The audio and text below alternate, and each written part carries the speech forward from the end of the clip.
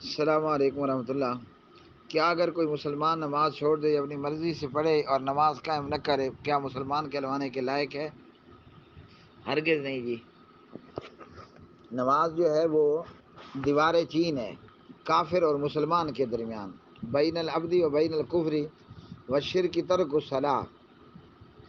جو دیوار چین کے دائیں طرف کہہ لو ہے تو وہ مسلمان ہے، جو اس دیوار کے بائیں طرف ہے تو وہ کافر ہے۔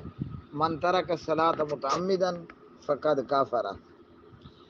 بے نمازی وہ گندی بھینس ہے جو نا صبح 7 بجے سے لے کر دوپہر تک اس نے چارہ بھی کھایا ہے۔